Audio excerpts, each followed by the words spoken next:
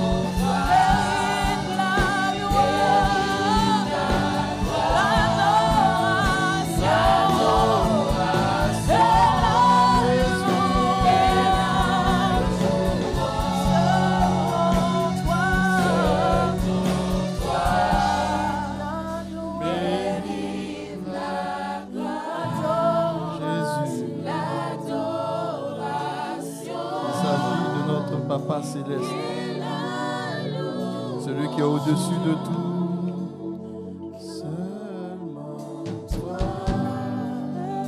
mérites la gloire. Nous sommes infiniment reconnaissants de ce que Papa a jeté un regard sur nous. La Bible dit qu'il nous a tellement aimés qu'il a donné notre aîné Jésus pour venir sauver ses enfants bien-aimés. Quand nous étions perdus, c'est lui qui a pensé à nous. Lorsque personne ne misait sur nous, lui a misé sur nous. C'est pour cela, rien ne peut nous empêcher de lui donner toute l'adoration et même la louange.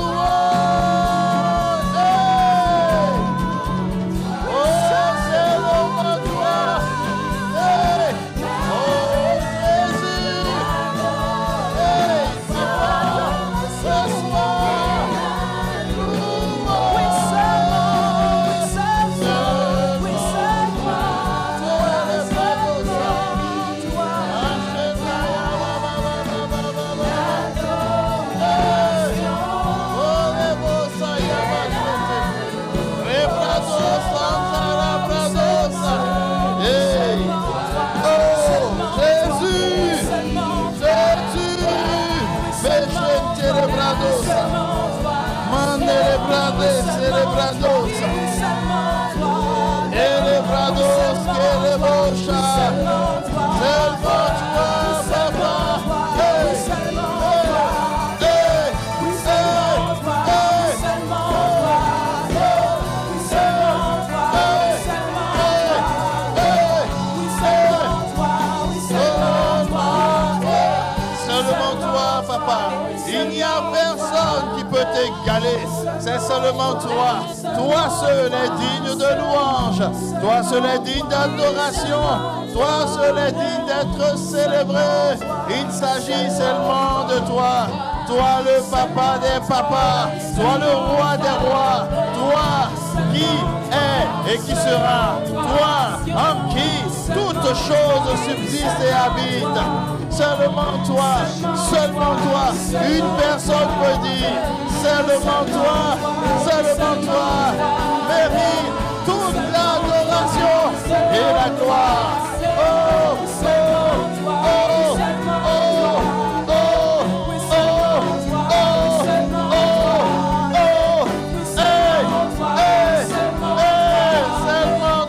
papa.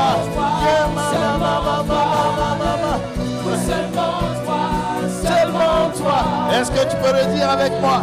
Seulement toi, Jésus. Seulement toi, papa. Seulement toi, hey. Seulement toi, hey.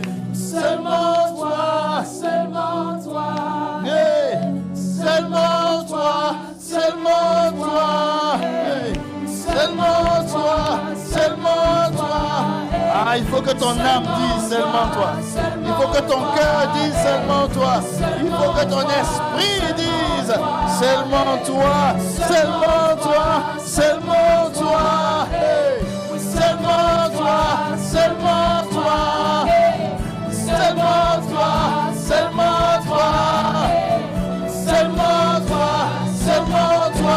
Hey. Seulement toi, hey. Seulement toi, hey. Seulement toi. Hey, seulement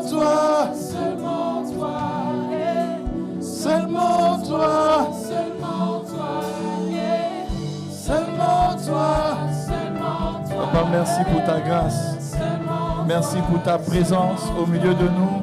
Est-ce que nous pouvons acclamer le papa des papas, notre papa céleste?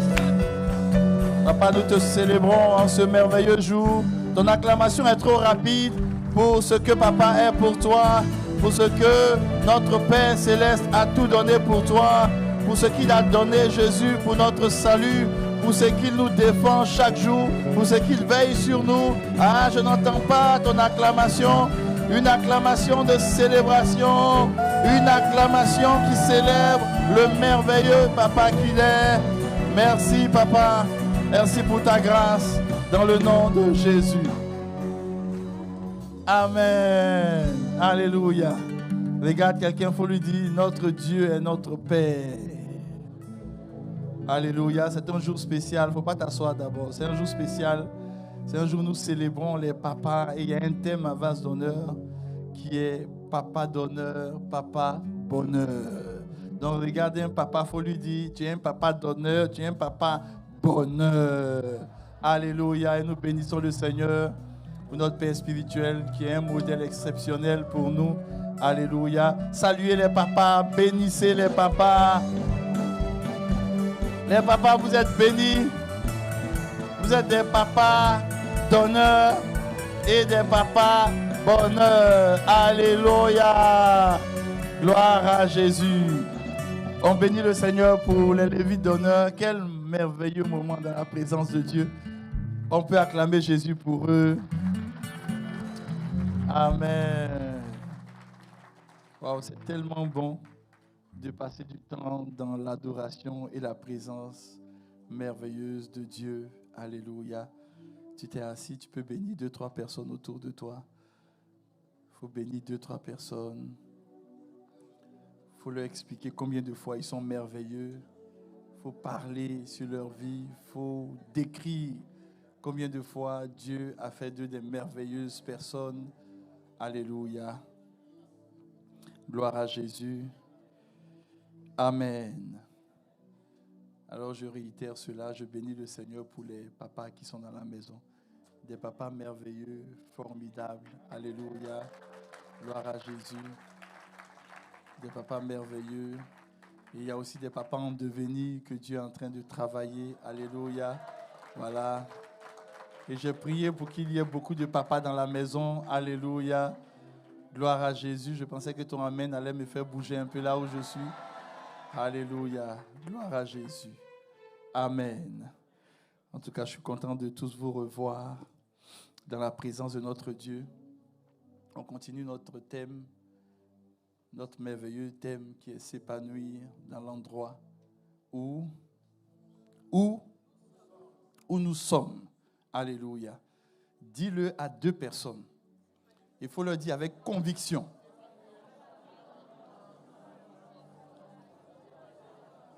S'épanouir à l'endroit où nous sommes.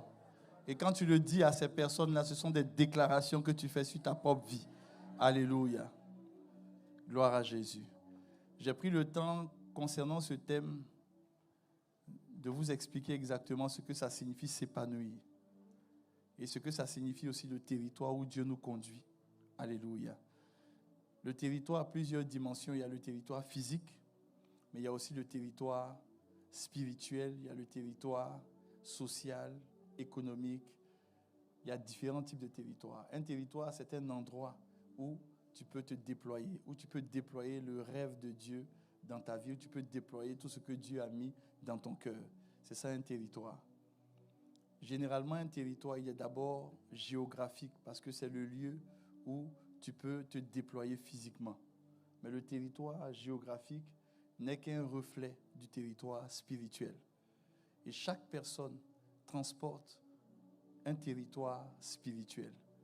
Le territoire spirituel ou le territoire de l'accomplissement de la destinée, c'est que Dieu a réservé des choses extraordinaires, des choses puissantes pour toi, que tu dois accomplir. Et ces choses-là, tu peux les accomplir que dans un territoire bien donné. Et ce territoire-là, non seulement nous tous, nous sommes au Canada, mais nous tous, nous ne sommes pas appelés à faire les mêmes choses. Il y a des choses que toi, tu vas faire qui vont réussir avec toi, que moi, je vais essayer de faire, mais ça ne va pas réussir avec moi.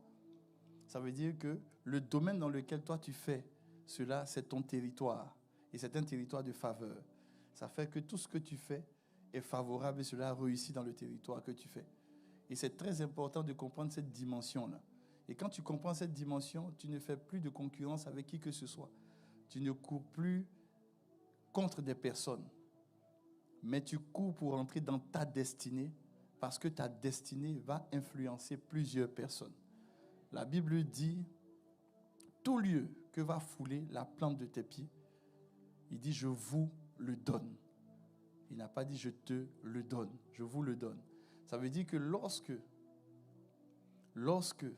tu vas rentrer dans la dimension de ton territoire de faveur, cette dimension-là va bénéficier à plusieurs personnes. C'est pour cela que l'ennemi va toujours combattre l'accomplissement de la destinée d'une personne. Parce qu'il sait que ce n'est pas seulement la personne qui combat, mais il combat aussi plusieurs personnes par qui cette personne-là ou par qui la destinée de cette personne-là passera pour influencer aussi d'autres personnes. Alléluia. C'est pour cela, coûte que coûte, tu dois te battre, non seulement pour accomplir ta destinée, parce que le fait de se battre pour accomplir sa destinée, ça veut dire qu'on ne pense pas à soi, mais on pense à tous ceux qui vont être influencés, qui vont aussi réussir au travers de nous. Et c'est très important. Et vous savez, nous sommes dans une dimension, surtout le monde dans lequel nous sommes, c'est un monde où les choses sont mélangées. L'ennemi a fait tout pour mélanger tout. Il mélange la société, il mélange les rêves des gens, il mélange tout ce que Dieu met entre les mains des gens, tout simplement pour ne pas que des personnes se retrouvent dans leur destinée, se retrouvent dans le territoire que Dieu a tracé pour eux. Et je vous ai expliqué dès le départ que tous les territoires, je dis bien tous les territoires, sont d'abord frappés d'une malédiction. La terre même est frappée d'une malédiction. Lorsque le péché est rentré sur cette terre, la terre est frappée de malédiction. Ce qui fait que beaucoup de personnes, sinon tout le monde tâtonne avant de trouver ce qu'on doit chercher, ce qu'on doit trouver. Beaucoup de monde tâtonne. C'est par tâtonnement. Souvent, tu es à côté du but, mais tu ne te rends même pas compte que tu es à côté du but. Tu cherches. Souvent, tu t'éloignes même de ce que Dieu a réservé à côté de toi, qui est pour toi. Pourquoi? Parce qu'il y a une malédiction d'aveuglement qui a frappé l'humanité. Le péché, c'est un aveuglement. Quand le péché est rentré dans l'humanité, les hommes ont été aveuglés spirituellement. Aveuglés spirituellement. Je ne vais pas vous rappeler ce qui s'est passé dans le livre de la Genèse avec Ève et puis le serpent qui a promis, qui lui a fait voir des choses. Donc l'aveuglement a touché le monde entier. Le monde entier. Et aujourd'hui, les gens marchent par la vue, mais ils ne marchent pas par la foi. C'est un peu comme si marcher par la foi vient rétablir la dimension de la vision spirituelle des hommes. Mais le marcher par la foi, ce n'est pas quelque chose, non seulement qui est facile de faire, mais ce n'est pas aussi quelque chose qui est simple dans sa compréhension. Parce que tu regardes quelqu'un, tu lui dis, marche par la foi. Amen. Marche par la foi. En d'autres termes, ne fais pas attention à ce que tes yeux voient. Or, c'est ce que ses yeux voient qui détermine aussi souvent sa manière de voir les choses. Donc, plusieurs personnes ont une manière de voir parce que leurs yeux voient. Et on ne peut pas empêcher aussi nos yeux physiques de voir. Tu ne peux pas empêcher tes yeux physiques de voir, je ne peux pas empêcher mes yeux physiques de voir. Mais je peux faire une chose. Je peux utiliser mes yeux physiques pour voir le spirituel. Bon, ton amen n'est pas très convaincant. Je comprends que ton amen ne soit pas convaincant. Alléluia. Vous savez, j'ai été surpris un jour quand j'ai lu dans la parole de Dieu que l'esprit n'est pas la chose qui vient d'abord. Mais ce qui vient d'abord, c'est l'âme. À quoi on va me trouver ce passage-là? Ce n'est pas l'esprit qui vient d'abord. Souvent à l'église, on met l'esprit avant. Or, les choses que Dieu veut te montrer, il te le montre d'abord de façon physique. Et quand tu ne vois pas ce qui est évident, tu vas passer devant ce qui est spirituel. Amen. T'inquiète pas, je vais t'expliquer. Je suis là pour ça. Alléluia. Je suis là pour ça. Si avec tes yeux physiques, tu vois qu'il y a une anomalie quelque part, ça veut dire que cette anomalie-là, elle n'est pas seulement physique, elle est d'abord spirituelle. Mais comme tu ne peux pas voir le spirituel tout de suite, Dieu, pour te montrer les choses cachées, il est obligé de te montrer les choses que tes yeux voient. Donc quand tu arrives dans un territoire, et tu te rends compte que dans ce territoire-là, il fait froid 8 mois dans l'année, et puis il fait chaud un seul mois dans l'année, tu peux comprendre que spirituellement, c'est ce qui se passe dans la vie de beaucoup de personnes. Je pensais que je parlais à quelqu'un. Alléluia. Comme si tu vas dans un autre pays où il fait chaud tout le temps de l'année. Ça ne doit pas te surprendre de savoir que le voisin peut quitter chez lui, rentrer dans la maison de l'autre voisin pour aller chercher un peu de sel, sortir pour aller chercher un peu de riz. Tu vois? Donc, il y a une dimension spirituelle dans le physique. 1 Corinthiens 15, 46. Ce qui est spirituel n'est pas.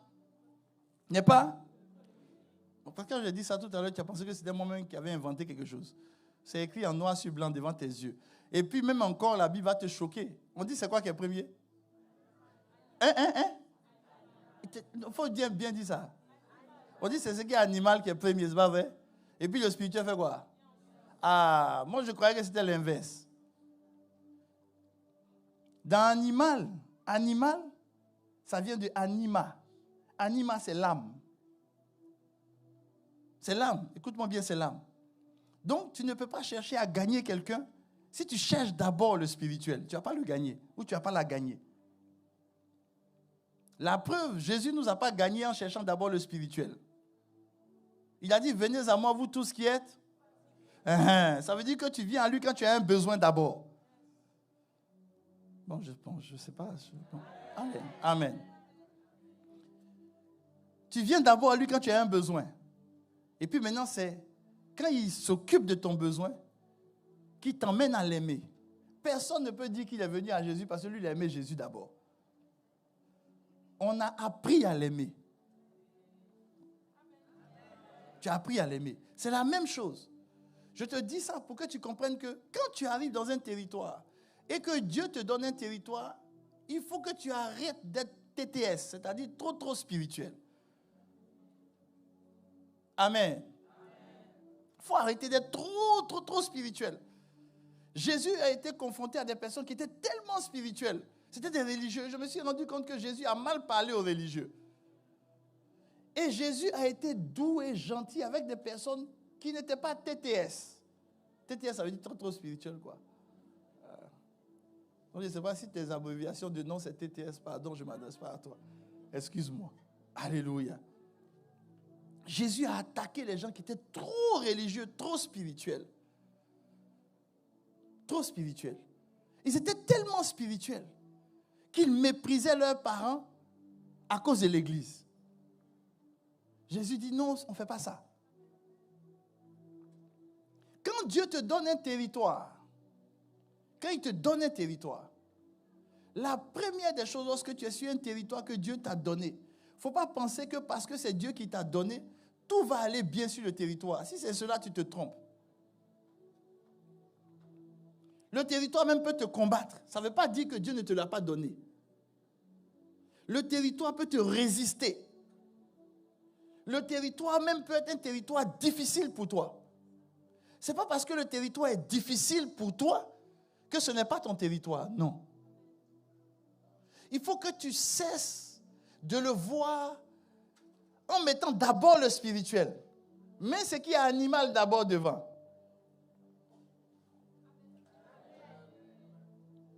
Or, quand tu mets ce qui est animal devant, tu te rends compte que la difficulté que tu rencontres, c'est pour travailler ton animal en toi. Parce que si ton animal n'est pas travaillé, tu ne peux pas rentrer dans le spirituel ensuite. Donc, lorsque tu es sur un territoire, que tout va bien, tu peux passer à côté du spirituel. Donc, il y a des moments, ça ne va pas du tout. Mais tu sais que Dieu t'a donné le territoire et dit maintenant, combat pour gagner le territoire. Et dans le combat pour gagner le territoire, je vais vous expliquer différents protocoles. Le premier protocole, c'est le contournement. Change ta mentalité, change ta manière de voir. Marche par la foi. Marcher par la foi, ça veut tout simplement dire, lorsque tu vois le négatif, il faut commencer à voir le rêve que Dieu a préparé pour cette zone et avec toi. Il y a un rêve. Il y a quelque chose que Dieu a préparé. Il faut voir ça. Maintenant, quand tu vas voir ce que Dieu a préparé, ça ne va pas s'accomplir tout de suite. Parce que tu seras à l'étape de voir seulement. Mais ce n'est pas parce que tu vois que cela ne va pas s'accomplir. C'est faux. Ça va s'accomplir. Parce que tout commence d'abord par la vision. Qu'est-ce que tu vois? Je vous ai expliqué le contournement. Marchez par la foi. Changez la saveur des choses. Maintenant, je vais vous expliquer un deuxième protocole qui vous permet, lorsque vous êtes sur un territoire que Dieu vous a donné, qui vous permet non seulement de prendre possession du territoire, mais de voir tout ce que Dieu a prévu pour vous s'accomplir. Ce protocole-là, j'ai commencé à parler même d'eux depuis les mercredis, c'est les promoteurs divins. Dis avec moi les promoteurs divins. Dis plus fort les promoteurs divins. Maintenant, dis à ton voisin qui n'a pas écouté le message du mercredi, il faut lui dire, les promoteurs divins, il y a les porteurs de fardeau. Ils sont des promoteurs divins. Il faut bien lui dire les porteurs de fardeau. On dit, toi-même, tu n'as pas suivi aussi le mercredi. Maintenant, ce que je fais, c'est que je lis maintenant le culte du mercredi à dimanche. Là, si tu n'as pas suivi mercredi, bon, je ne sais pas ce qu'il a fait pour toi. Donc, dis à ton voisin, les porteurs de fardeau. Et puis, quand tu finis de dire ça à ton voisin, il n'y a qu'à te tester pour te dire, ça signifie quoi, les porteurs de fardeau? Il ne faut surtout pas te gratter la tête. Voilà. Donc, il y a les porteurs de fardeau. Le culte mercredi, c'est en ligne, vous allez suivre. Deuxième catégorie de promoteurs divins, c'est qui? Les CDD. Dis à ton voisin les CDD. Les candidats divins de la destinée. Ce qu'il faut comprendre, c'est qu'un promoteur divin n'est pas forcément quelqu'un que toi tu veux, auquel tu t'attends. Ça peut être même quelqu'un qui te combat, qui est un promoteur de ta destinée. Et le territoire que Dieu va te donner, tu ne vas pas toujours avoir des gens qui te soutiennent. Tu vas avoir des gens qui te combattent aussi. Et ces personnes qui te combattent là te permettent de saisir ta destinée, de saisir le territoire. Et dans les promoteurs divins, il y a une catégorie de promoteurs divins que je n'ai pas expliqué le mercredi. J'ai dit que j'allais expliquer ça le dimanche. Et c'est cette catégorie que je vais voir avec vous. Je vous ai parlé des CDD. Aujourd'hui, je vais vous parler des BDD. Si tu as trouvé BDD, bon, maintenant, je ne promets plus des livres parce que je dois... Ma fille était chercher tes livres. Il y a déjà le premier livre qu'elle a, il t'attend. Les BDD. Vous aussi, vous inventez trop les choses. Regarde ton voisin, il faut lui dire, toi, vraiment, ton territoire, c'est un territoire d'imagination féconde. Alléluia. Alors, je vais vous donner des indices. Quand Dieu vous conduit dans un territoire, le territoire n'est jamais un territoire vide. C'est un territoire où il y a eu déjà des personnes. Et ces personnes-là qui ont été sur le territoire sont des personnes qui ont marqué le territoire. Ces personnes ont été des bornes dans le territoire. Par exemple, vous êtes un territoire, mais vous n'êtes pas né de vous-même. Il y a des hommes qui vous ont donné naissance. Donc quand je vois un homme, je sais qu'il y a un père et puis il y a une mère qui est derrière ce chef-d'œuvre que je vois. Ce père et cette mère, dans la Bible, on les appelle des bornes. Donc le B, je vous ai déjà révélé le B. C'est quoi? Des bornes. Des bornes? C'est tout. Des portes divines de destinée. Alléluia. Alors chaque fois que Dieu va vous conduire sur un territoire, ça c'est quelque chose que, c'est l'ADN de Vase d'honneur. On a appris ça avec notre père spirituel. Quand tu arrives quelque part et que tu veux faire quelque chose, quel que soit le domaine dans lequel tu veux te lancer, Dieu a déjà travaillé avant toi avec des personnes. Quand on est arrivé par exemple ici, on nous a dit qu'on ne peut pas prospérer à Montréal. Montréal est le cimetière des églises. Et le Seigneur a permis que je tombe sur un livre qui m'a beaucoup édifié. Actuellement, on ne vend plus le livre. C'est difficile de trouver le livre. Alléluia. Le livre s'appelle « Les chroniques du Saint-Esprit au Québec ». Les chroniques du Saint-Esprit au Québec. Quand tu regardes le livre là-même, la couverture du livre, ça t'effraie toi-même. Ouais. En fait, on parle de la persécution des gens qui ont fait qu'aujourd'hui, nous, on peut se tenir ici. Et oui, il y a eu beaucoup qui ont été persécutés. Beaucoup qui ont été persécutés. Et dedans, il y a un qui m'a véritablement touché, un évangéliste, qui m'a énormément touché. Il est encore vivant, je pense qu'il doit avoir 103 ou 104 ans maintenant. Il m'a énormément touché. C'est une de ses prières qui m'a touché. Dans sa prière, c'était comme si il se rendait compte qu'ils ont fait beaucoup d'efforts. Mais chaque fois qu'ils avancent, il y a quelque chose qui vient détruire leurs efforts. Et il a fait une prière qui m'a marqué. J'ai imprimé même la prière. J'ai fait encadrer la prière. Bon, je n'ai pas envoyé ça dans mon bureau ici, c'est à la maison. Alléluia. Cette prière-là, il dit dans la prière, il pleure, puis il dit, Seigneur, il y a un géant au Québec qui détruit nos efforts. On les a mis en prison. Lui, je ne sais même pas combien de fois il allait en prison. En combattant le géant, il a perdu même ses enfants. On dirait que ça commence à ne plus plaire aux gens. Tu es en train de voir. Ceux-là, ce sont des bornes. Dieu les a utilisés pour nettoyaient le terrain devant nous. Quand on commençait l'œuvre, je les cherchais. Je les cherchais. Pendant au moins 3 ans, je les cherchais. Un peu partout, jusqu'à ce que par hasard, je tombe sur quelqu'un qui me dit où il est. Regarde ton voisin, il faut lui dire. Quand on sait Dieu, on peut rencontrer beaucoup d'épreuves. Non, sérieusement. Ceux-là ont rencontré tellement d'épreuves.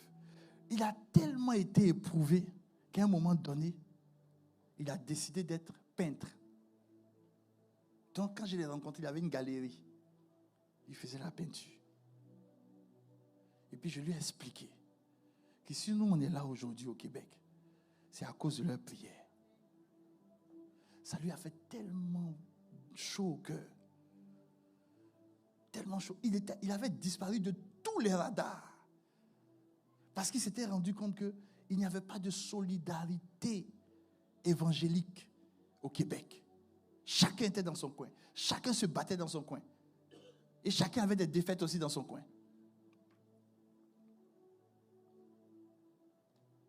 Chacun. Alors quand je l'ai vu, j'ai parlé avec lui. Ça l'a tellement touché. Il a commencé à sortir des radars. Je l'ai vu en 2019 sur EMCI. Il allait faire prier, inspirer, tout ça. Vous voulez savoir son nom? Marcel Favreau. Il s'appelle. Aujourd'hui, il doit avoir 104 ans ou 103 ans. S'il est encore vivant, je n'ai pas encore appris qu'il est mort. Il y a des personnes, écoutez-moi très bien. Ce message-là, ce n'est pas un message qui est nouveau, on le connaît. Mais ce que j'ai remarqué chez le Seigneur, c'est que chaque fois que tu fais quelque chose, le Seigneur va faire tout pour que tu comprennes qu'il y a eu des prédécesseurs avant toi. Oui, Dieu va faire tout pour te le montrer. Dieu va faire tout, je vous assure. Il va faire tout, absolument tout, pour te montrer qu'il y a eu des prédécesseurs avant toi.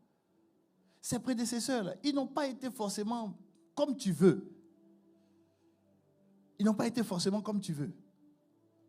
Mais il y a des lois. Quand Dieu t'envoie sur un territoire, il faut que tu comprennes que sur un territoire, si tu veux prospérer sur le territoire, tu as besoin de comprendre qu'il y a des bornes. Il est décédé en 2020. Un an après être passé, il est sorti en 2019. Et puis 2020, il est parti. Donc il est décédé à 100 ans. Mais aujourd'hui, si on peut prêcher, et puis la police ne vient pas nous arrêter, c'est à cause d'eux. Souvent, tu as l'impression qu'il n'y a pas eu de miracles. Les miracles qu'il y a eu au Québec. Qu'il y a eu au Québec. Ce n'est pas possible. Je me rappelle une histoire. Ils sont allés un jour, il n'y avait pas d'endroit où ils allaient faire leur croisade. Ils ont tout bloqué. Ils sont allés dans une maison pour faire la croisade. Dans la maison, là, les voisins ont commencé à être guéris. Les gens autour ont commencé à être guéris. Le coin était tellement rempli que la police les a laissés. Je te dis tout cela pour que tu comprennes que c'est possible de le faire ici. Les gens ont déjà fait ça. Mais pourquoi ton amen ne me plaît même pas même?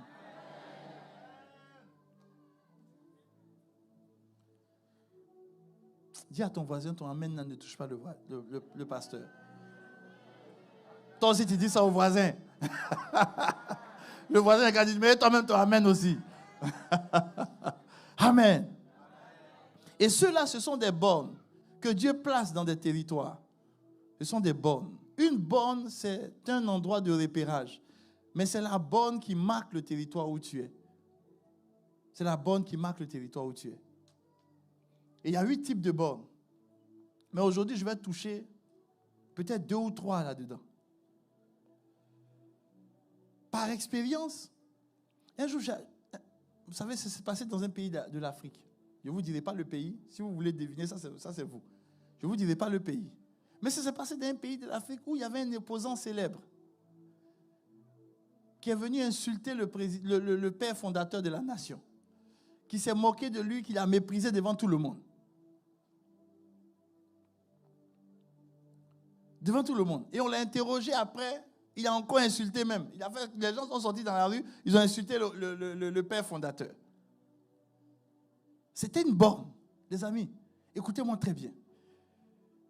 Moi, je n'étais pas là quand Dieu choisissait mes parents. Dieu n'a pas fait une réunion pour dire, réunissez-vous, je vais vous dire les parents que vous allez avoir sur la terre. Et puis nous, on est là, et puis on choisit, on dit, bon, moi, là, je veux naître dans la famille tant. Je veux naître chez Margaret Thatcher. Et puis toi, tu regardes, tu dis, non, moi, là, je veux naître chez Poutine. On dit, non, moi, c'est chez Biden, je veux naître. On ne nous a pas posé des questions. Dieu ne t'a pas posé des questions. Dieu t'a donné la maman que tu as et le papa que tu as. Il est bien haut. Il n'est pas bien, c'est quand même la personne que Dieu t'a donnée. Donc, comme Dieu, dans sa grande sagesse, ne t'a pas consulté, alors tu comprends que s'il a fait ce choix, il l'a fait dans sa propre sagesse à lui. Ton amen. Lui-même, il a décidé. Sur son propre conseil à lui. Vous savez, il y a une chose que j'ai remarquée. Il y a une chose que le Seigneur m'a fait remarquer. C'est que le Malachie, c'est-à-dire le dernier passage de la Bible qui parle de faire revenir le cœur des pères vers les enfants et les enfants vers les pères. La Bible dit que sinon, le pays sera frappé d'interdit. Ce que j'ai constaté, c'est que quand un enfant réussit, que ce soit une fille ou bien un homme, quand ils réussissent, non, ils aident plus facilement leur mère que leur père. Oui. Chaque mois, tu peux envoyer l'argent à maman. Mais c'est très difficile d'envoyer quelque chose à papa. Tu n'as pas remarqué ça? Tu dis, papa, de toute façon, lui, il se suffit à lui-même. Okay. Ce n'est pas lui qui m'a porté.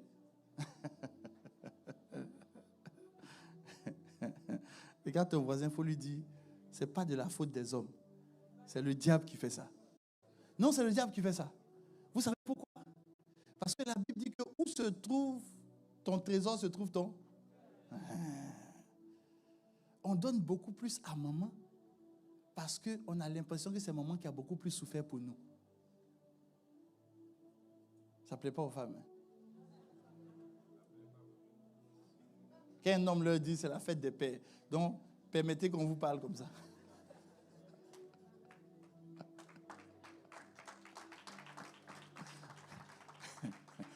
Chaque mois, tu mets un peu d'argent pour maman, non? Et tu en supprimes aussi un peu d'argent pour papa. Oui, aide un peu papa. Pourquoi j'entends quelques amen, mais pas tous les amen? Alléluia. Et l'ennemi a attaqué les pères. Il a attaqué les pères. Ce qui fait que les pères s'éloignent des enfants. Pourquoi l'ennemi fait ça? Parce qu'il veut que le territoire que Dieu t'a donné, tu sois frappé d'interdit dans le territoire. C'est ce que la Bible dit. Alors, je vous donnais l'exemple de cet homme d'État.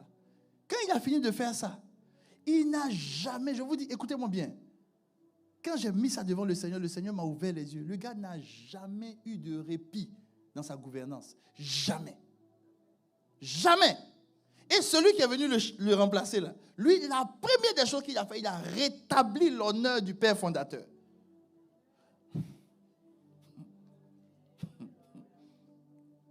Merci fils, il faut dire encore. Merci fils. Les mamans, je ne sais pas comment les papas sont, mais arrangez-vous pour que vos enfants, même si vous ne vous entendez pas les papas, les enfants n'ont qu'à honorer leur papa. Non, c'est sérieux. Hein? Parce que la Bible n'a pas dit qu'il va tourner le cœur des mamans vers les enfants et des enfants vers les mamans de peur que le pays soit frappé. On dit papa. On n'a pas dit maman. C'est les mamans même qui devaient dire un puissant amen. C'est pour ça, écoutez-moi bien, les sœurs qui se battent pour que leur mari vienne à l'église, c'est plus difficile d'attirer un mari à l'église qu'une femme à l'église. Vous savez ça, non? Vous savez pourquoi? Parce que l'ennemi sait que l'interdit, là, ça touche les hommes.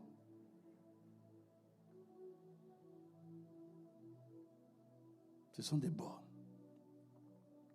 Ce sont des bornes. Quel que soit le lieu où Dieu vous envoie, il y a des bornes.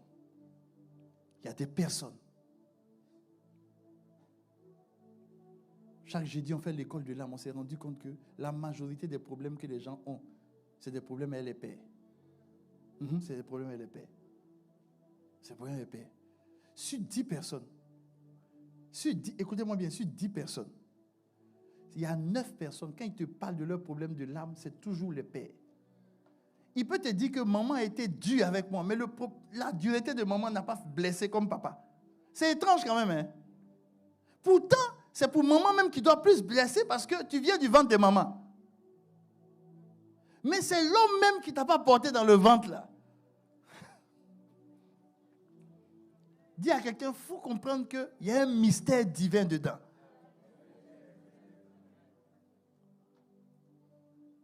Il y a un mystère divin dedans. Quand Dieu t'envoie dans un territoire, il y a des bornes. Il y a des bornes qui établissent dans le territoire. La première borne, c'est Dieu lui-même le Père. Ta relation avec Dieu doit être restaurée en tant que Père. Oui, Dieu doit être ton Père. Ça, c'est trop important, il doit être ton Père.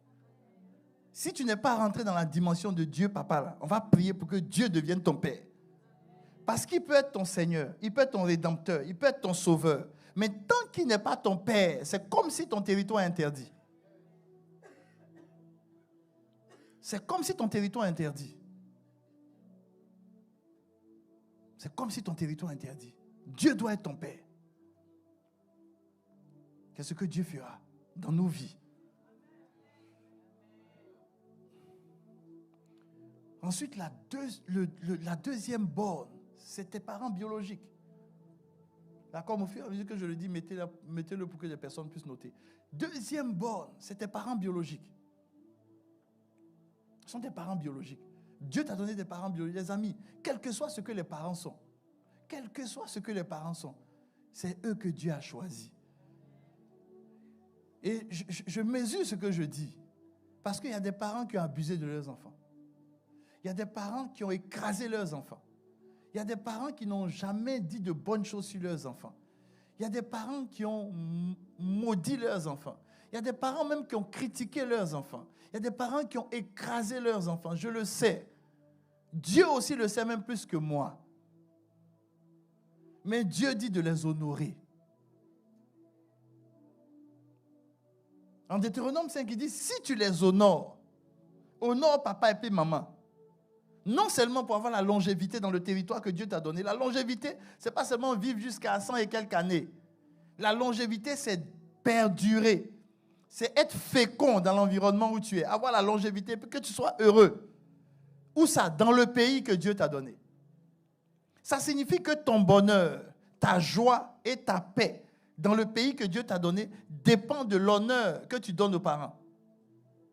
Que Dieu t'a donné. Que Dieu t'a donné.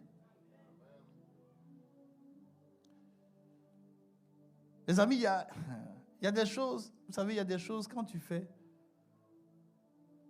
tu ne comprends pas tout de suite la dimension spirituelle de la chose. Mais après, il y a des répercussions qui viennent que toi-même. Vous savez, on était à Abidjan avec ma femme et puis je me suis levé un jour. J'ai ressenti dans mon cœur. Mon père n'a pas vécu longtemps pour voir ce que je suis devenu. Il est décédé. Je me suis levé un jour et puis le Saint-Esprit a mis ce truc-là dans mon cœur. Il dit, va au cimetière de Williamsville. Demande là où se trouve le tombeau de ton père. Et puis refais son tombeau. Quand j'ai entendu la voix, j'ai dit, le diable, quand il voit les gens évoluer, il veut toujours les attaquer par des choses bizarres. Je pensais que ça venait du diable. Les amis, il est déjà mort. Dans le tombeau, là, c'est des extraits d'ossements. Et j'ai ignoré, je me suis dit que ça venait de l'ennemi. Jusqu'à ce qu'un jour, je suis en pleine méditation le matin. Et puis je tombe. Le Saint-Esprit ouvre mes yeux sur un passage où le peuple d'Israël, tout le temps qu'ils ont fait dans le désert, ils ont transporté les ossements de qui? Josué. Vous savez ça? Vous savez ça? Pourquoi? Parce que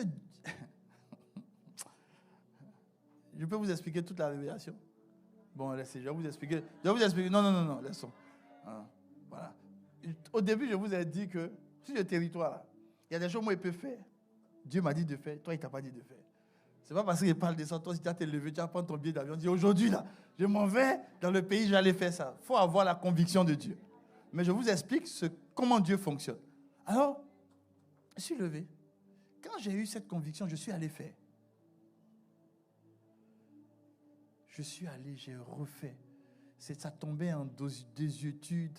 C'était bizarre, c'était craquelé. Il n'y avait personne qui venait là, tout et tout. C'était ma maman, c'est moi qui venais une fois en passant. Mais à un moment donné, elle a cessé de venir parce qu'elle a trop de souvenirs. Elle ne voulait plus entretenir. Donc, quelqu'un qui entretenait. Mais bon, vous savez, quand tu payes quelqu'un pour entretenir, bon, il entretient quoi.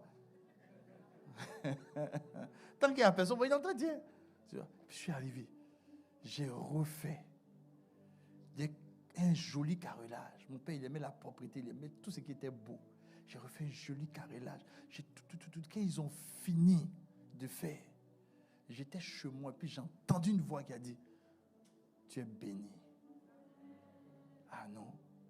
J'ai dit, je n'ai jamais entendu ça. Tu es béni. Tu es béni.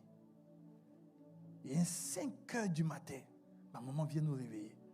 Elle dit, mon fils, toute la nuit, Dieu m'a dit de venir te bénir. De venir te bénir. Mon papa n'était pas toujours présent. Il n'a pas toujours été comme je voulais.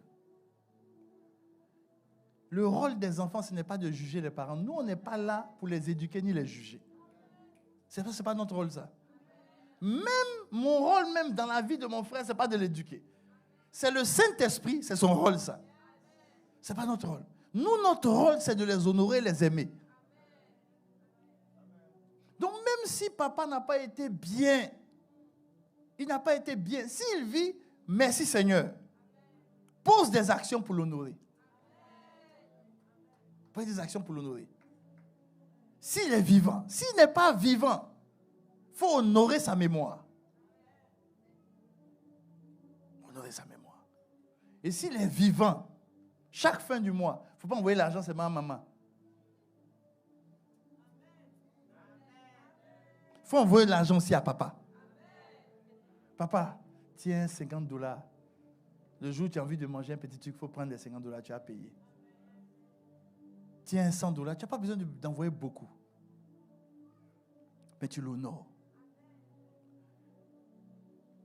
Dieu va toujours placer des gens. C'est ce que Dieu va faire. Tu rentres dans un domaine, Dieu va faire tout pour t'envoyer quelqu'un qui était un précurseur, qui était avant toi. Et puis il va voir la manière dont tu vas te comporter avec la personne. Est-ce que tu vas l'honorer? Ou est-ce que tu vas le descendre? Ou est-ce que tu vas l'écraser? Et ton attitude va soit te propulser, soit te ralentir ou t'arrêter. Ou t'arrêter. 7 choses que tu dois t'interdire sur les bornes que Dieu te donne. 7 choses. La première des choses que tu dois t'interdire, d'être aigri. Il ne faut pas être aigri contre les pères. Il y a plusieurs pères. Je vous ai cité 2 catégories de pères. Bon, allons-y, je vais vous citer les 8. Allons-y, vous allez avoir les 8 et puis bon, on va passer aux 7 choses qu'il faut s'interdire. Allons-y, on va mettre les catégories. 8 catégories. 8 bornes à reconnaître dans votre vie. C'est très important. Tu arrives quelque part, Dieu va te montrer des bornes. Dieu le Père, les parents biologiques. Ensuite, tes beaux-parents. Tu ne peux pas marier quelqu'un et puis tes beaux-parents deviennent tes ennemis. Pardon. Non, pardon, parce que la personne que tu as mariée, vous êtes enfermé dans votre maison. Si elle est là, c'est parce qu'elle a eu des parents. Non, tu ne peux pas faire ça. Tu sais ce que je te dirais de faire? De toute façon, tu envoies l'argent à tes parents, envoie aussi l'argent à tes beaux-parents. Oui, il faut envoyer l'argent à tes beaux-parents. Merci, fils. Dis encore, fils. Encore plus fort. Voilà. Faut dire, envoie de l'argent à tes beaux-parents. Même si ta belle-mère te critique, il faut lui envoyer un petit quelque chose pour son petit. Il faut lui dire, ma belle-mère, tiens, $100. Paye-toi quelque chose. Là, quand tu me critiques, tu veux mieux me critiquer, mais tiens quand même. Alléluia. Amen. Les beaux-parents. Tu vois, vous savez pourquoi on les appelait les beaux-parents? Parce que tout ce qu'ils font là, toi, tu dois voir ça en joli. Oui, c'est pour ça qu'on dit les beaux-parents. C'est pour que ta compréhension change quand tu les regardes. Regarde ton voisin, il faut lui dire, la Bible dit qu'ils sont beaux les pieds de ceux qui annoncent l'évangile. Mais souvent, quand tu regardes les pieds de certaines personnes, ce n'est pas joli. Mais la Bible dit qu'ils sont beaux. Ils sont beaux. Donc, on les appelle les beaux-parents. La personne qui t'a envoyé à l'évangile, ça, c'est aussi une borne. Il ne faut pas jouer avec la personne. La 5e borne. Allons-y, lisez avec moi. Comme ça me concerne, je n'ai pas envie d'en parler. Je te laisse lire. Il faut lire plus fort. Alléluia. Ma borne, c'est mon père spirituel, qui est mon pasteur, qui est mon mentor, qui est un père du ministère. La Bible dit d'avoir de l'affection pour des personnes qui protègent, qui veillent sur votre âme. Il faut avoir de l'affection. Alléluia. Ça, ce sont des pères, ce sont des bornes. Ce sont des bornes. Moi, j'ai déjà vu des personnes. C'est compliqué chez eux au travail. Et puis, ils ont honoré les bornes. C'est-à-dire une borne qui n'a rien à voir avec son travail. C'est-à-dire une borne spirituelle. Et puis, quand ils retournent au travail, les combats sont gagnés. Juste parce que tu as honoré une borne. Il y a des témoignages qui s'en viennent. Ah non, il y a des témoignages dangereux même. Dangereux. Tu ne peux pas imaginer dangereux. Alléluia. Ensuite, après, il y a les pères professionnels. Ton premier emploi, celui qui t'a... Les amis, moi, le premier stage que j'ai eu, le stage, je vous disais qu'on m'envoyait toujours payer café, banane brisée, et puis spaghetti, et puis faire photocopie. Oui, mais j'ai eu là-bas mon maître de stage, qui était une bonne pour moi. Le monsieur m'a aidé. Quand c'était compliqué sur moi, il m'a aidé. Il m'a aidé, les amis. Ce que je vous explique là, c'est pas... Vous savez, il y a des choses que tu vis sans forcément savoir. On ne t'a pas révélé ça au départ. Mais c'est comme si Dieu te fait une grâce. Et puis tu vis ça par grâce. Et il y a beaucoup de choses que j'ai vécues dans le milieu professionnel par grâce. Il y a quelqu'un qui m'a aidé un jour à trouver un travail. Et puis le gars, il m'a combattu. Et puis quand je dis combattu, c'est véritablement combattu. Il m'a combattu. Et maintenant, il fallait que... En fait, il a fait quelque chose et puis on l'a renvoyé. Maintenant, il fallait qu'on puisse le dénoncer au commissariat. Il avait fait quelque chose qui était terrible. Et ils sont venus me chercher pour dénoncer la personne. J'ai dit à ma femme, même si je dois perdre mon travail, je préfère perdre mon travail que ma voix s'élève contre ce monsieur-là. Parce que si j'ai eu un travail un jour et que j'ai pu avoir à manger dans ma maison, c'est à cause de lui. J'ai refusé. Vous savez, quand j'ai refusé, vous savez ce qu'on m'a fait? On m'a renvoyé aussi. Tu penses quoi? On m'a renvoyé. J'ai dit, c'est pas grave, on m'a renvoyé 50 fois même. Mais lui là, je ne vais jamais me lever contre lui. Jamais. Parce que quand j'avais rien, lui, il m'a aidé à avoir un emploi. C'est une bonne pour moi. C'est une bonne pour moi. C'est une bonne pour moi. Et il y a des personnes comme ça, Dieu les a établies dans ta vie comme une bonne. Une bonne. Donc il y a les pères, ensuite allons-y rapidement, il y a les pères, les parents adoptifs, et puis les pères de mouvement. Père de mouvement, par exemple, Abraham, c'est notre père dans la foi. La Bible dit que si tu as la foi, c'est à cause d'Abraham. Donc, si demain tu rencontres un fils d'Abraham, est-ce que tu peux l'insulter?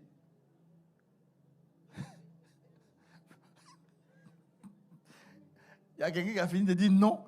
En fait, quand il a dit non, il s'est rappelé que les descendants d'Abraham, c'est eux qui lancent les bombes sur les gens. Alléluia. Alléluia. Regarde ton voisin, il faut lui dire. Il y a des choses, c'est mieux de ne parler ni en bien ni en... Eh, les amis, ça existe aussi dans la Bible. Hein. Laban est allé contre qui? Contre qui? Jacob. Dieu lui a dit en songe, mon ami, l'homme que tu t'envoies là, il faut lui parler ni en... Donc, quand on te demande ton avis sur les enfants d'Abraham, qu'est-ce que tu dois faire? Fiston, alléluia, je dois entendre ça. Alléluia. Amen. Amen. Regarde ton voisin, il faut lui dire, il y a des moments, il ne faut ni parler en bien, ni en... Regarde, il faut dire à ton voisin, il faut se taire. Il faut se taire. Amen. Amen. Alors, il y a cet interdit, des choses qu'il faut t'interdire à toi-même. Si tu ne t'interdis pas ça, moi, je viens te dire qu'il faut t'interdire ça. Il faut t'interdire l'aigreur. Il ne faut pas être aigri. Je n'ai pas le temps de t'expliquer toute la dimension de l'aigreur. Parce que l'aigreur, c'est différent de l'amertume. Amertume, il y a amer dedans. Aigreur, il y a aigre dedans. C'est pas vrai? Voilà. Tout ce qui est aigreur, c'est l'esprit. Tout ce qui est amertume, c'est l'âme. Regarde, quelqu'un faut dire, à l'école de l'âme, tu vas comprendre ça mieux. Voilà. Mais l'aigreur, c'est parce qu'il y a eu une amertume qui est restée longtemps dans ton cœur. Tu vois, ça a resté dans ton âme jusqu'à ça traverser l'âme. Maintenant, ça a touché ton esprit. L'aigreur, là, c'est la dernière dimension de l'amertume. Quand tu es aigri, c'est parce que Moïse, dans le psaume, je ne sais pas, 139, je ne sais plus quoi, on dit, ils ont aigri son esprit. Et puis il a parlé, il a échoué. Moïse a échoué. Pas parce qu'il y avait de l'amertume, mais parce qu'il était aigri. L'aigreur, ça touche l'esprit. Dans le livre des Actes aussi, on dit qu'il y a des personnes qui ont aigri l'esprit des païens. Mais j'aime mieux t'expliquer ça dans l'école de l'âme. Tu vas comprendre la différence entre l'amertume et l'aigreur. L'amertume, tu peux traiter, mais quand ça rentre dans le niveau de l'aigreur, regarde, quelqu'un faut dire, tu as besoin de la miséricorde de Dieu.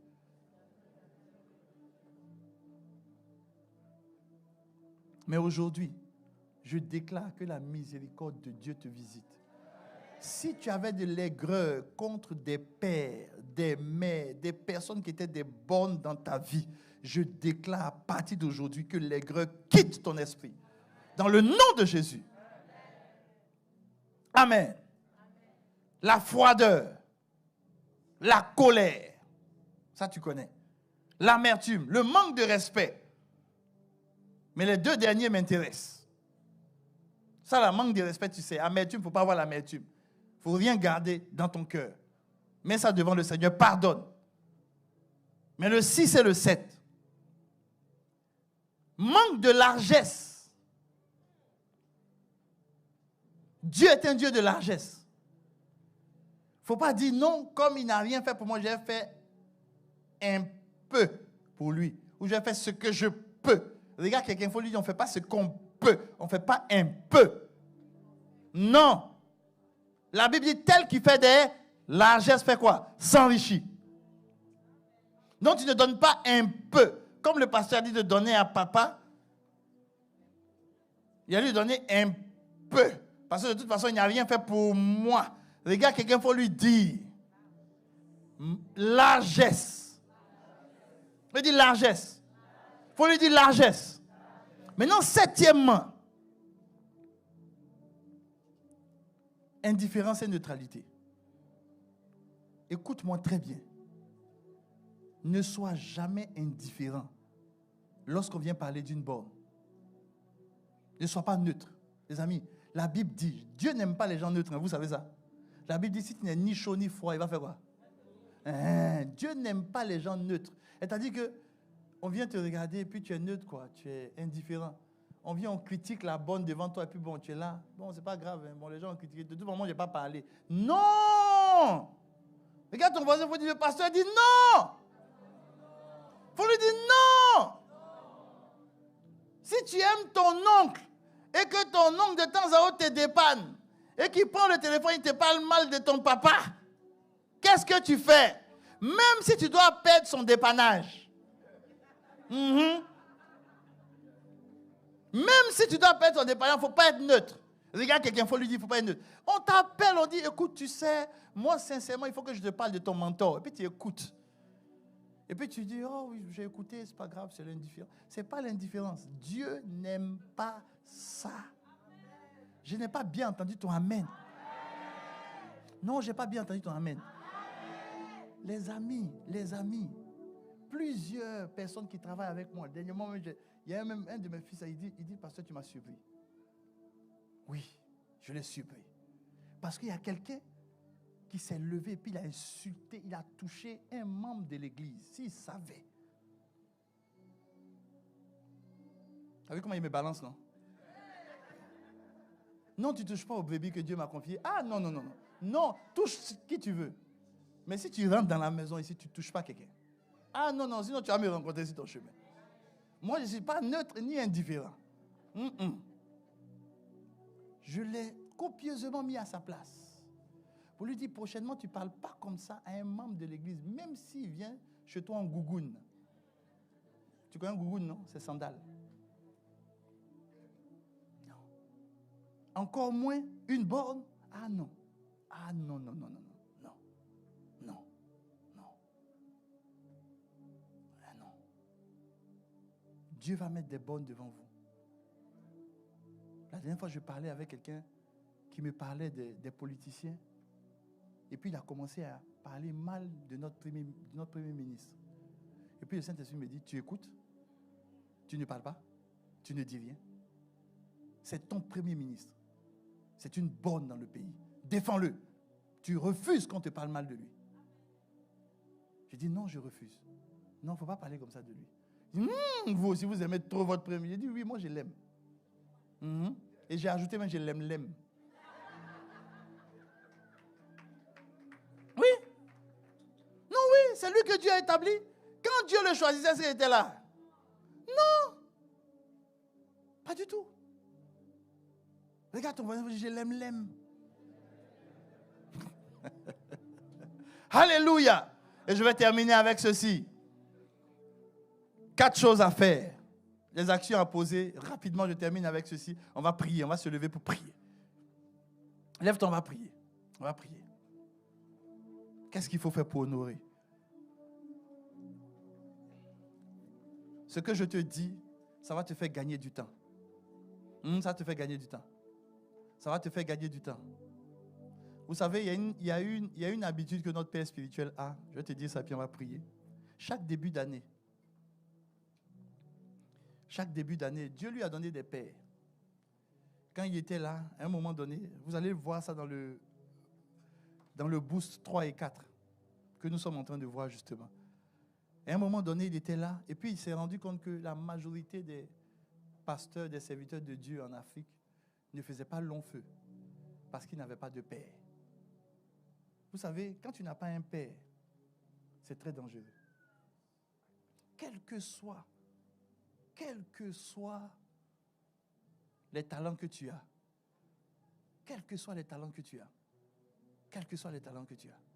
il faut que tu aies un père. Alors, Dieu lui a montré le pasteur Karambiri comme un père qui avait perduré dans l'œuvre, qui avait une intégrité, un amour pour Dieu. Et il a commencé à aller chaque début d'année pour l'honorer avec un don. Ce que je vous dis, il le dit, de toute façon. Et puis, c'est marqué dans le boost. Et après, il s'est rendu compte qu'au niveau de vase d'honneur, il y avait un problème d'organisation. On n'était pas très organisés, les amis. Il y avait un problème d'organisation. Aujourd'hui, vous voyez, c'est le résultat de plusieurs sacrifices et surtout de la révélation que Dieu lui a donnée. Alors, Dieu l'a connecté à un père, qui est le pasteur Ashimolo, qui est un homme sincèrement à Londres. Son église est hyper organisée. Lui-même, il est tellement organisé. Non, sincèrement, sa structure, moi-même, ça m'effraie. Alléluia. Ça m'effraie. Quand il est en séminaire, tout ce qu'il doit manger comme calories est calculé. Il est sérieusement organisé. Il est sérieusement organisé. Le sport qu'il doit faire, ce qu'il doit manger, il est structuré. Son église est structurée. Dieu a connecté notre Père à lui. Il a commencé à le prendre comme un père. Il a commencé à s'aimer dans sa vie, l'honorer. Évangélisation, il a connecté au pasteur Dag. Il a commencé à l'honorer. Dieu nous connecte toujours à des personnes. On était encore au 2207. Dans notre petit entrepôt là-bas. Oui. Et puis Dieu a fait venir un père. Dieu a fait venir un père. Pasteur Moussa, il vient cet après-midi. Il a prié ce jour-là. On a détruit les hôtels. Il a prié, puis il a dit, Dieu, ce que Dieu va vous donner, ce que je vois là, tu vas voir. Et il est venu prier sur moi. Il dit, l'esprit que tu as reçu de ton Père spirituel, je prie pour que cet esprit-là te distingue. Aujourd'hui, là, où on est. Il était venu pour un programme à EMC. J'ai dit, non, c'est un Père aussi. Il doit venir ici. Il doit venir nous bénir. Il doit venir relâcher sur nos vies. Donc, de 14h à 18h. Si tu peux être là, tant mieux. Amen. Dieu fait ça. Dieu te met des personnes sur ton chemin. La dernière fois, vous avez vu que le pasteur Luc Dumont a sorti son livre Influenceur. Vous avez vu ça, non? Les amis, quand Luc Dumont est venu ici, il a fini de prêcher, il est parti. Je le dis avec beaucoup de joie. Je lui en parlais. J'ai dit, il est parti. Normalement, quand quelqu'un vient, c'est nous qui le recevons. Je l'ai reçu. Je lui ai fait, je lui ai donné ce qu'on devait lui donner. Dans la semaine, je suis là. Et puis, on m'envoie quelque chose. Je regarde. C'est exponentiel et puis c'est lui. Je dis, mais pourquoi? Il dit, non, je sème dans ta vie. Parce que il y a quelque chose que Dieu m'a montré en toi. Il y a un trésor.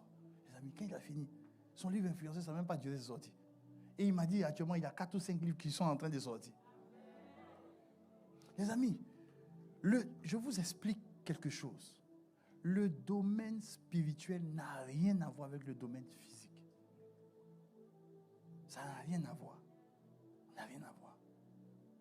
Et ce matin, quand j'étais en train de prêcher à ceux qui étaient en ligne, le Seigneur m'a dit, j'étais en train de leur parler, et puis le Seigneur m'a dit, toi-même qui parles, depuis que vous êtes à Montréal, tu t'es déjà déplacé pour aller voir, vous êtes allé voir le maire de Montréal. On n'a jamais fait ça. On n'a jamais fait ça. Nous, on est là, on casse, on découpe seulement. Découpez! Mais oui, on doit aussi aller les voir. Non, bien sûr. Ce sont des bonnes. Ce sont des gens que Dieu a placés. Quelle surprise. Le gars, il est assis et puis, on dit, il y a des gens qui veulent te voir. Et puis, il y a personne qui vient, on dit, non, comme vous êtes une autorité, et nous, Dieu nous a appris que les autorités, il faut les honorer. Voici le petit cadeau qu'on vous envoie. Ce n'est pas son anniversaire, ce n'est rien. Tu fais ça. Les amis, est-ce que vous savez que l'ennemi ne peut pas nous combattre?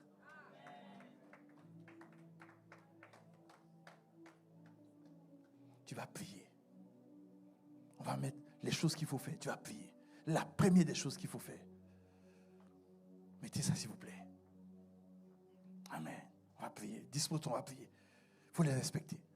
Prie. Je dis, Seigneur, à partir d'aujourd'hui, tu me donnes de respecter les bornes que tu me donnes dans mon territoire.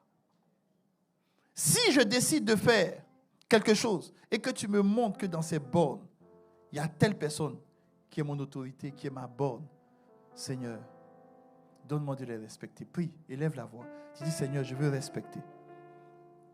Donne-moi un cœur qui respecte. Donne-moi un cœur qui sait respecter. Quelle que soit leur attitude, donne-moi de les respecter. Je veux me souvenir de Saül, le père dans le ministère de David et aussi son beau-père. Malgré ce qu'il voulait le faire, il voulait le tuer, il voulait le détruire. Mais il n'a pas cessé de l'honorer et de le respecter. Il a toujours honoré de telle sorte que même quand quelqu'un est venu pensant qu'il allait se réjouir parce que c'est lui qui a tué Saül, il s'est mis en colère. Papa, donne-moi de respecter. Donne-moi de respecter les bornes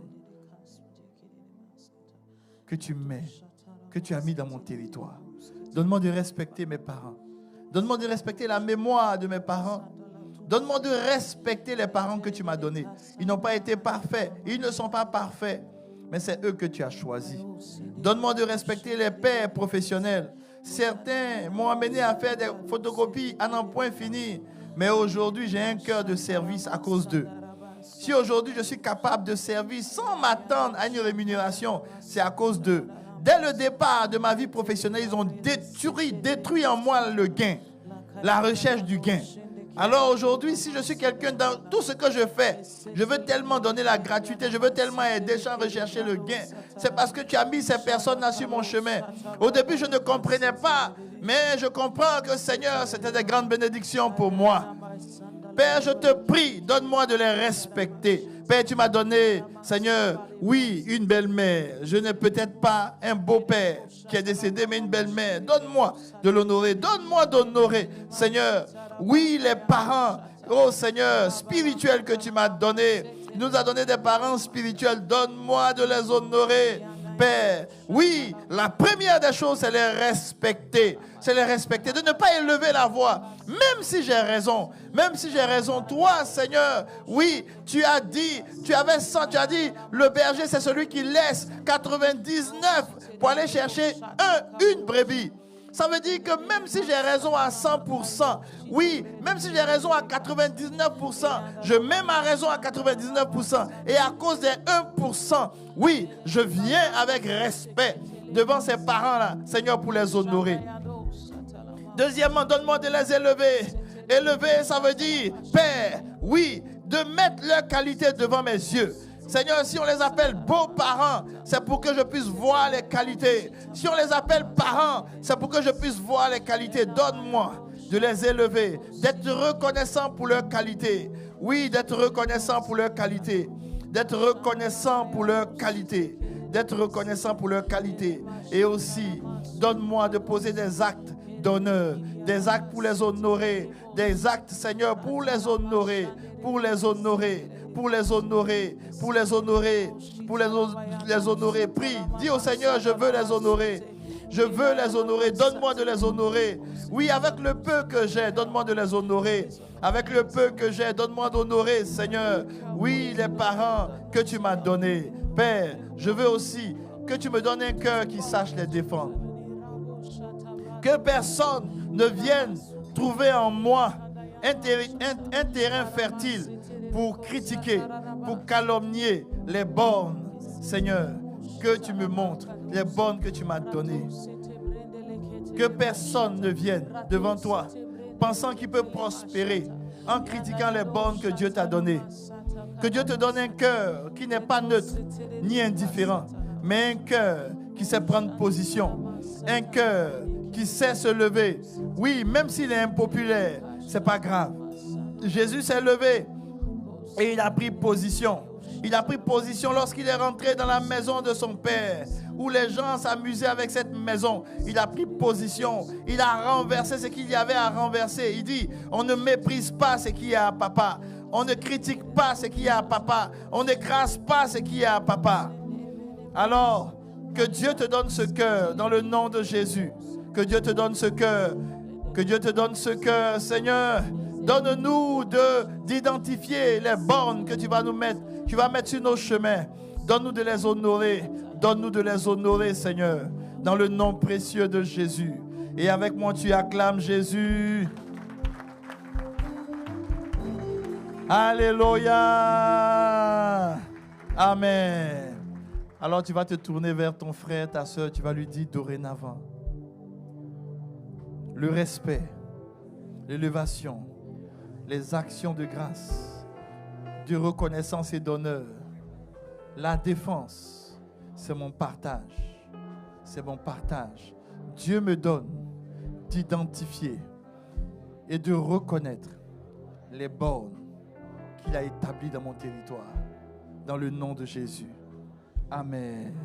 Tu es béni, tu peux acclamer Jésus.